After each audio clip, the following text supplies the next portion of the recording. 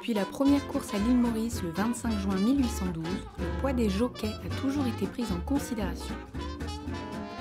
À cette époque et jusqu'au début des années 80, un système traditionnel de balancier avec poids était utilisé. Grâce au progrès technologique, la technique utilisée de nos jours a quelque peu évolué, mais la façon de faire la pesée et son but sont restés intacts. Le jockey est pesé avant la course et on lui ajoute la quantité de poids nécessaire pour arriver au poids affiché au programme. L'idée étant d'assurer que toutes les mesures sont prises pour que le public aussi soit informé de l'équipement que portera le jockey, du poids auquel il est supposé monter et de le confirmer après la course que tout ça s'est passé dans les règles avec le maximum de suivi de toutes les procédures qui doivent être mises en place. Afin d'équilibrer les chances des différents chevaux, les meilleurs, donc ceux qui ont le rating le plus élevé, sont handicapés plus lourdement et portent plus de poids. C'est donc au jockey de s'adapter au poids imposé. C'est un travail de tous les jours de surveiller notre poids pour nous jockeys. C'est assez compliqué parce qu'on ne doit pas dépasser à peu près 53 kg pour pouvoir monter dans toutes les courses. Et après, une fois qu'on arrive aux courses, s'il y a eu régime ou pas, on réajuste avec du matériel plus ou moins lourd, des plaques de plomb qu'on peut trouver aussi aux courses.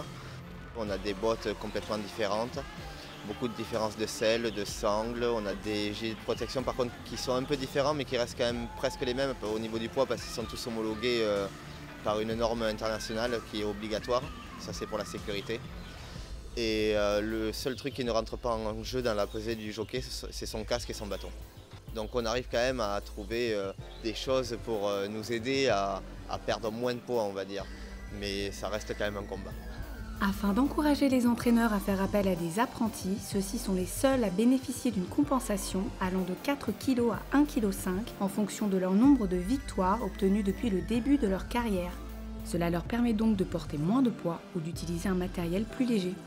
Maintenant, avec les nouveaux matériaux, les bottes légères doivent faire 120 grammes, mais c'est quand même du cuir, c'est juste du cuir ultra light. Et quand celle fait 450 grammes, c'est que du carbone, ça coûte très cher, mais c'est pour notre sécurité. C'est plus les bouts de papier ou les bouts de carton avec lesquels ils montaient à l'époque. La sécurité est primordiale et dans tous les pays maintenant, ils sont très méticuleux. Vous savez, ils partent du principe qu'un jockey qui triche sur son poids, enfin sur son équipement pour monter en course, se met en danger.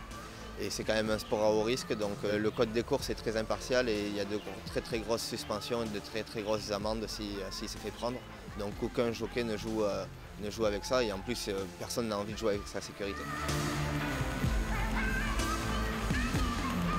La vie de jockey, quand on a des petits problèmes de poids, ainsi de suite, c'est vraiment une discipline.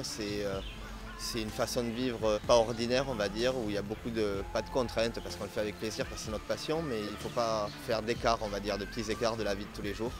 Et une fois qu'on a compris ça et que de toute façon on aime notre métier, il n'y a pas de souci. On ne va pas dire que c'est dur, on ne va pas se plaindre.